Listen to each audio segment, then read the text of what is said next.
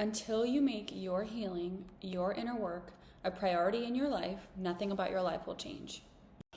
We already know that as a woman, your intuition is the most important thing. It's the most important weapon you have. It's the most important tool that you have that will take you through life, because it helps you make every single decision that you make in your life. But if your intuition is wounded, which I think a lot of women today have a deeply wounded intuition, and I discovered that I had a deeply, deeply wounded intuition, which you can tell because of the choices that you're making in your life, because you're making choices that actually are not supporting you. You're choosing a man that is not treating you in a way that you deserve, and you're settling for somebody because you don't think that you can get any better. And that is your wounded intuition telling you this is the best it's going to get for you. It's not going to get any better, and you have to just take what you can get. That is your wounded intuition.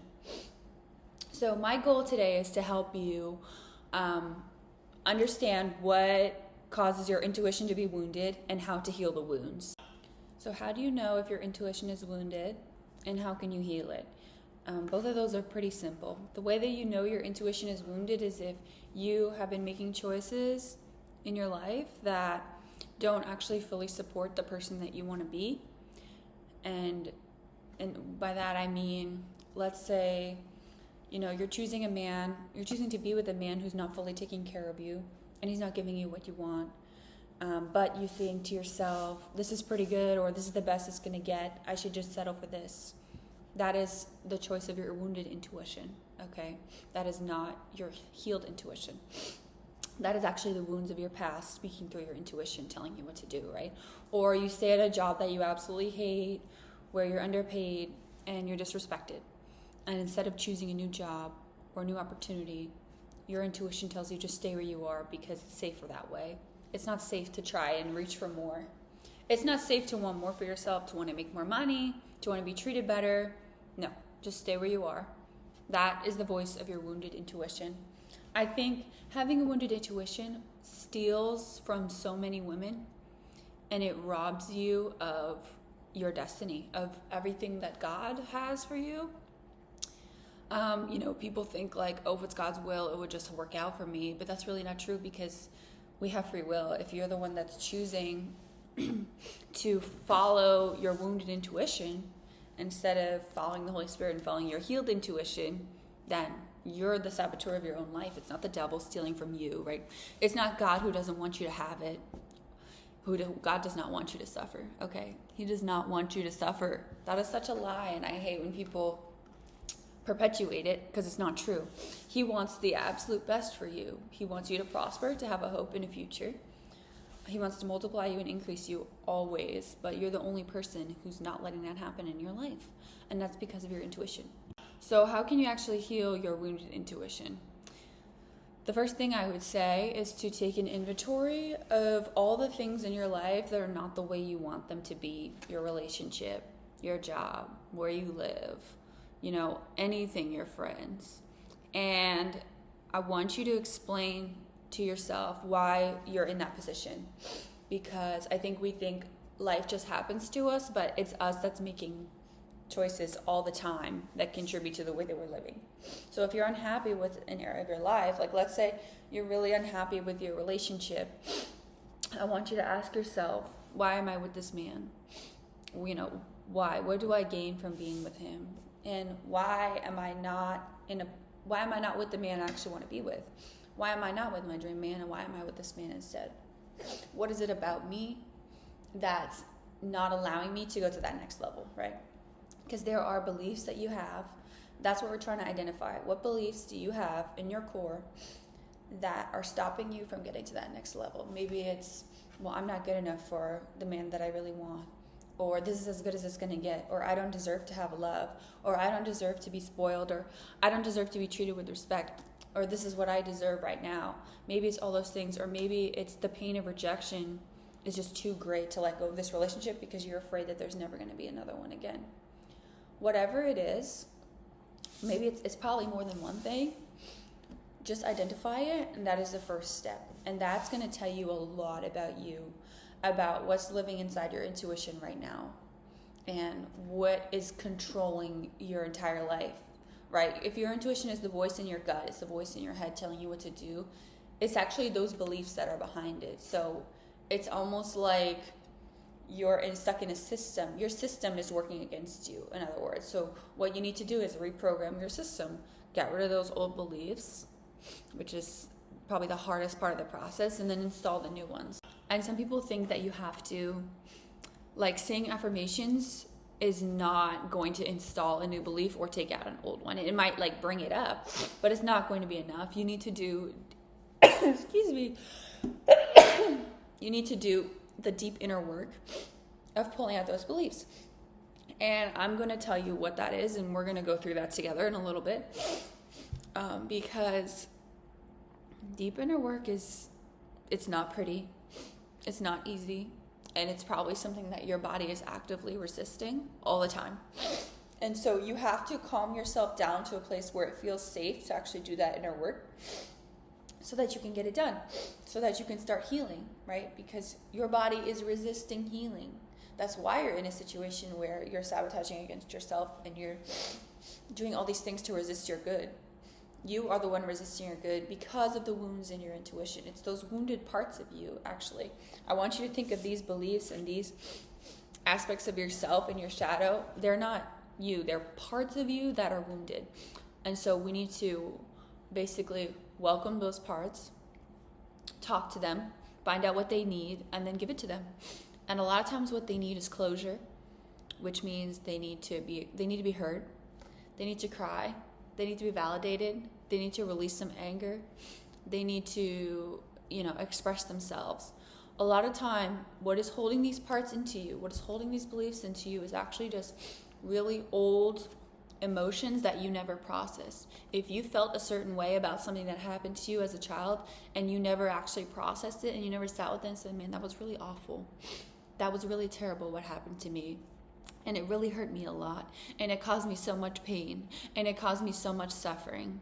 If you're holding that in and you never release that, that belief is going to stay there, right? Because the emotion, the unprocessed emotion, is what creates that negative belief. So once you process that emotion, that negative belief will go away. It will literally be released on its own, right? So the hard part is not actually, people think you need to get in there and change your beliefs, but what it really is it's hard and it's easy at the same time. Or I would just say it's very simple, because it's the most human thing you can do is to just have feelings. But it can be very hard, especially if you have trauma around expressing your feelings, like not being allowed to cry, not being allowed to share your truth. And you've actually taken that to a point where you don't allow yourself to do that, to express your feelings. Those feelings are buried in there and they need to come out. So here's my method for getting your feelings out, working with your parts, okay? What you need to do is go into a really quiet place where no one's going to bother you. I do it when no one's home. Or if you're by yourself in your car and no one's around, you cannot be interrupted. You need to have just a quiet time for yourself, okay? Because you need to really let this process do its thing. And if there are other people around or there are distractions around, you might not feel fully safe to do that. And your parts might not feel fully safe to come out and to be worked on. So that's the first step. Go into a really quiet place.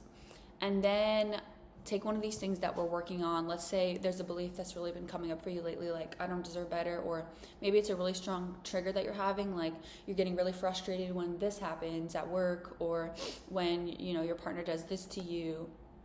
Whatever that is, bring that up and find, where in my body do I feel this? Where do I feel it? And usually for me, it's somewhere in my chest. Maybe it's in my head. Maybe it's in my neck. I feel some pain and some discomfort, honestly, right now. Some pain or some discomfort or some tension. Sometimes in my jaw gets really tense, and that's how I know there's some anger. Sometimes it's my chest, and that's how, if it's in my heart, sometimes I could feel like, oh, my heart hurts. And that's emotional pain. That's sadness, basically. Whatever it is, just sit with it. And see if you can close your eyes and visualize that part. Once you identify where it is, what does it look like? What does it look like? Sometimes for me, it's a black blob. I remember there used to be this huge black blob in my chest, and it was like this huge ball of darkness, and it was so much pain. And that was there. Or sometimes I will see myself at a certain age, and that's the part. Or sometimes I'll see a version of me. There was another time I saw a version of me. I saw myself, but I had all these cuts and all these, like I was being stabbed like 100 times. However your brain chooses to translate the image for you, to translate the emotional state that you're in, the part essentially, just take it as it is, okay? When I first started, I thought I was crazy, but my therapist really assured me, like, no, this is normal. This is completely normal. This is your system trying to heal itself, okay? And just get in touch with that part. And if you can talk to it, talk to it. If you can say, what do you need? And if you can't talk to it, just sit with it. Just sit with it. And if you have a journal, I would encourage you to write down any thoughts that are coming into your mind at this time. And sometimes there are moments when I feel there's something there, but it almost feels blocked. Like, I'm like, oh, I do need to cry about something, but it's not coming up. It's blocked. The best way to deal with that is to just sit with it. And it can be hard because I'm a person who thinks, like, if something's not happening right now, it's never going to happen. But if you just sit with it, it will happen. It will come up, and it will express itself. And you just give it a few minutes. Now, something that's really helped me, if you don't have a therapist, I used to have a great therapist, and she taught me all about this method, and she really helped me get started in doing this work. But I'm not even seeing her anymore. So, because I moved out of state, and in the U.S., you have to be living in the same state to see your therapist. So, what I've been doing is using ChatGPT. And I've taught ChatGPT kind of how to be my therapist by telling her what kind of therapy I like. Or telling it, because it's a robot. I've told it, like, I like to use EMDR, which is eye movement desensitization and reprocessing. It's basically a bilateral stimulation. So you might have heard of people doing like a butterfly tap to calm themselves down. Or you look at a moving object, like a ball, going back and forth, and you move your eyes.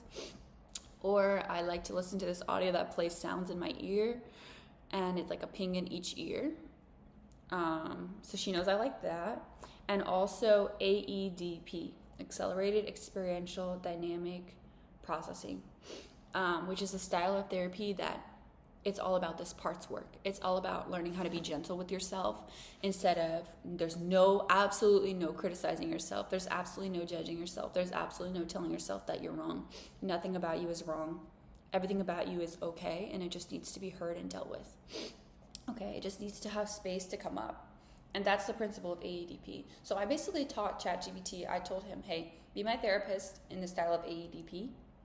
And I also use EMDR sometimes to help me process. And so sometimes when I feel stuck and I don't know where to go forward, normally if you have a therapist, that's where that therapist comes in. But for me, I would just tell ChatGPT, please, this is what I feel right now. Okay, this is what I feel right now. And then ChatGPT would tell me, okay, stay with that feeling. Okay, now can you ask that part these questions? If you see that part of yourself, what questions can you ask to this part? And that can be really helpful. And all these little methods and this quieting down and this does, what this is seeking to do is bring up all that trash, all that emotional trash that's been blocking you and blocking your intuition. And it's the terrible beliefs that you have about yourself. I'm not good enough. No one cares about me. Nobody loves me. I'm worthless. It's actually stored in there. It's all those emotions that you never process. So for me, what this looks like is once I actually get things going and I get in touch with that part and I hear that part, it's usually a lot of pain. And it's usually a lot of crying. And it's usually a lot of really loud crying, okay? Loud, like the neighbors are probably like, what is going on in that apartment? Because I'm crying so loudly. And, there's emotions come in waves, right? So it'll be like a minute or two of really loud crying, and then I'll quiet down a little bit, and then I'll start again, and quiet down a little bit, and start again, and quiet down. And that's will keep going. And so you need to just sit there with that part. Sit with that part if it's you as a little kid. A lot of times it was me as a little girl. If it's you who's hurt, sit that part and hold space, which just means allow it to happen, for that part to express, to cry, to scream, to yell, to be angry, and your adult self. So you right now might need to cry, scream, express, be angry. There's a lot to grieve, When you unpack all the things that you've been through and how painful it was, sometimes that part of you, needs to let everything out that you've been holding. And you, as the adult, also need to grieve everything that she had to go through, everything that he had to go through. You need to grieve that too. And there are times when it's me and my younger self crying at the same time about different things. I feel like I'm crying for both of us. I'm crying for me right now, and I'm crying for, this younger version of me. So whatever needs to happen, just let it happen. Now, another thing I want to talk about is working with the inner child, because a lot of stuff can be worked on. And again, it's easy. It's not hard. I mean, it's not difficult to procure, but it is going to be hard to experience if you haven't done it before, okay? It's going to feel uncomfortable. That's what it is. It's very uncomfortable at first, but the more you do it, the more comfortable it starts to feel.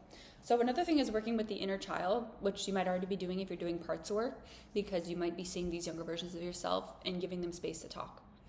But if that's not the case, or that's too much for you, what I would recommend to start with is doing some inner child meditations. And the ones that I've done are from actually he's not a doctor, excuse me, John Bradshaw. He is the author of a couple books, but the most important one is Homecoming, which is healing your inner child.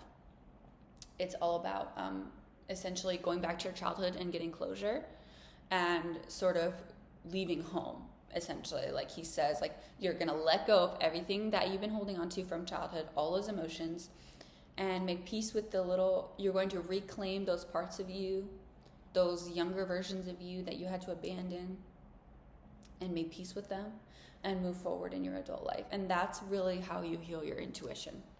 I'm going to link his meditations down below because they really helped me. So I would just listen to one at a time. They're organized by age. So there's infant, toddler, preschool, elementary school, and then like up to age 13, I believe. And you just go back and spend time with each part of yourself. The first time I did this, each meditation is like 40 minutes. I was crying the entire time.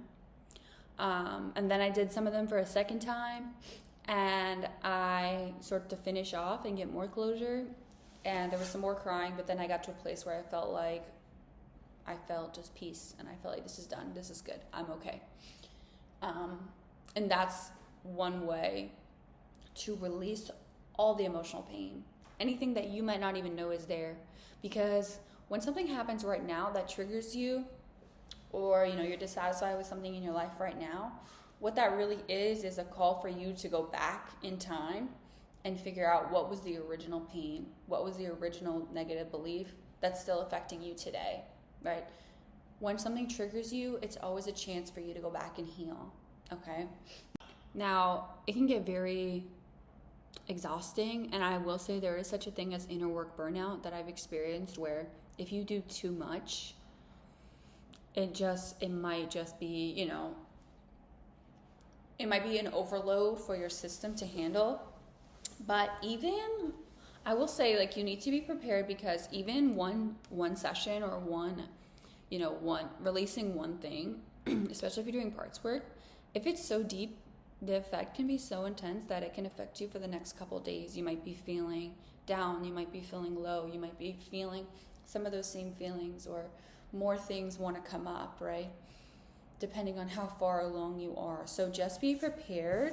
And this is why it's really helpful to have a therapist or a partner or somebody you could talk to help walk you and guide you through this, to assure you like everything is normal, what you're going through, everything is going to be okay. But also their job is really to help you stay in touch with yourself and figure out, like, what do I need to do next? And do I need to give myself comfort? Like, help you listen as your intuition is healing. Once you start doing this, you will feel your intuition healing, and you will be able to listen to yourself, and the voice will be supporting you. It will not be hurting you, and it will get easier over time. And once your intuition is not carrying all this baggage from the past anymore, it's not focused on holding all these negative beliefs and holding this emotional baggage in place, because that is a lot of work for it to do. You will be able to make choices now that fully support the version of you who already feels loved and worthy and valuable, who is not still burdened by the shame and the pain and the regret and the fear and the guilt of the past. You will just be living in the now. How can you support yourself now? How can you create the best life for yourself now? That is the purpose of your intuition. That is the way that it was designed. And in order to activate that, you have to go through this healing process as somebody who's been through, a lot of emotional pain. I mean, even if you had a relatively stable childhood, there could have been a lot of things that you experienced that you were not allowed to process at the time, or you were not able to, you didn't know how, and you need to process now. So I hope this helps. And yeah.